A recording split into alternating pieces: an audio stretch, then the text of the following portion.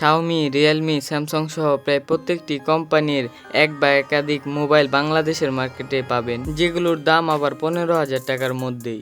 তো গাইস, আজকের এই ভিডিওতে আমি একটি অফিসিয়াল ফোনের সাথে আরও দুইটি আনঅফিসিয়াল ফোনকে রেখেছি। এর কারণ হলো অফিসিয়াল ফোনের থেকে আনঅফিসিয়াল ফোনের দাম তুলনামূলক অনেকটাই কম হয়ে থাকে। তো চলুন জেনে নেওয়া যাক 15,000 টাকার মধ্যে সবচেয়ে ভালো তিনটি ফোনের বিষয়ে।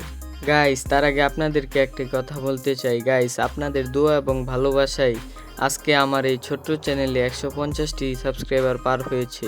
আমি আশা করব খুব তাড়াতাড়ি আমাকে 500 সাবস্ক্রাইবার পূরণ করে দিবেন। আর গাইস, আপনি যদি আমার চ্যানেলে নতুন হয়ে থাকেন তাহলে দয়া করে আমার চ্যানেলটাকে সাবস্ক্রাইব করে দেন।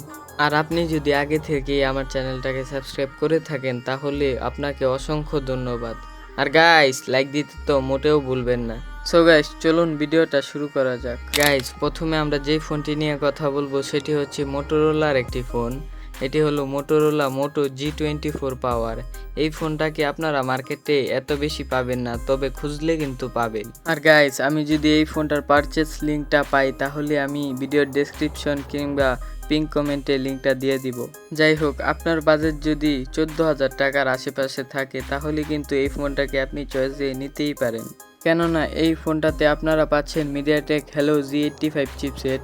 এই চিপসেটটি খুবই ডিসেন্ট একটা চিপসেট, যা এই বাজেটে খুবই ভালো একটা পারফরমেন্স দিবে। আর এই ফোনটাতে র্যাম হিসাবে পাবেন 8GB, সাথে আরও 128GB ইন্টারনাল মেমোরি পাবেন। আর যদি আপনি গেমিংয়ের কথা বলেন তাহলে ভাই, মিডিয়াটেক হেলো G85 কোনো গেমিং চিপসেট না, তবে পাবজির মতো গেম আপনি লো গ্রাফিক্সে খেলতেই পারেন। এই ফোনটার রেয়ারে 50 মেগাপিক্সেলের মেন ক্যামেরার সাথে 2 মেগাপিক্সেল একটি ম্যাক্রো সেন্সর রয়েছে। আর ফ্রন্ট ক্যামেরা হিসেবে থাকছে 16 মেগাপিক্সেলের একটি সেলফি ক্যামেরা। যদি বাজেট বিবেচনা করেন তাহলে এই বাজেটের অনেক ফোনের থেকে এই ফোনটার ক্যামেরা এগিয়ে থাকবে। আর গাইস, এই ফোনটাতে ব্যাটারি হিসেবে থাকছে 6000 mAh একটি বিশাল ব্যাটারি, সাথে 33 ওয়াটের একটি চার্জার থাকছে। তবে গাইস, এই ফোনটার একটি কমতির জায়গা হলো এই ফোনটার ডিসপ্লে, কারণ এটাতে ব্যবহার করা হয়েছে HD+ IPS LCD প্যানেল, কিন্তু এই ডিসপ্লেটাতে পাঞ্চুয়াল কাটআউটের সাথে 90 হার্জের রিফ্রেশ রেট দিয়ে এই কমতিটাকে পুষিয়ে দেওয়ার চেষ্টা করেছে মোটোরোলা। সো গাইস, এই ফোনটার বিষয়ে যদি আপনার কোনো কিছু জানার থাকে তাহলে কমেন্টে জানাতে পারেন। সো গাইস, এবার যদি আপনার বাজেট 14,000 টাকার থেকে একটু উপরে মানে 14,500 টাকার ভিতরে আনতে পারেন তাহলে আপনি দেখতে পারেন Samsung Galaxy M14। Right now এই ফোনটার আনঅফিসিয়াল দাম হচ্ছে 14,500 টাকা, কম বেশি হতেও পারে। এই ফোনটার সবচেয়ে আকর্ষণীয় দিক হচ্ছে এই ফোনটার পারফরমেন্স, কেননা এটাতে ব্যবহার করা হয়েছে কোয়ালকম স্ন্যাপড্রাগন 680। আপনারা জানেন হয়তো মিডিয়াটেকের থেকে স্ন্যাপড্রাগনের পারফরমেন্স তুলনামূলক বেটার হয়ে থাকে। এই ফোনটার রেয়ারে ব্যবহার করা হয়েছে ট্রিপল ক্যামেরা সেটআপ, যার প্রাইমারি লেন্সটি হচ্ছে 50 মেগাপিক্সেল, সাথে 2 মেগাপিক্সেলের একটি ডিপ সেন্সর আর একটি ম্যাক্রো সেন্সর পাবেন 2 মেগাপিক্সেলের। আর এই ফোনটার ফ্রন্টে পাবেন 8 মেগাপিক্সেলের একটি ক্যামেরা। এবারও এই ফোনটার কমতির জায়গা কিন্তু ডিসপ্লের দিক দিয়েই না, এটাতে কিন্তু HD+ ডিসপ্লে ব্যবহার করা হয়নি, এটাতে ফুল HD+ ডিসপ্লে ব্যবহার করা হয়েছে। তার সাথে 90 হার্জের হাই রিফ্রেশ রেটও রয়েছে। কিন্তু এই ফোনটাতে আপনারা পাবেন না পাঞ্চুয়াল কাটআউটের ডিসপ্লে, কারণ এটাতে ব্যবহার করা হয়েছে ওয়াটার ড্রপ নচ।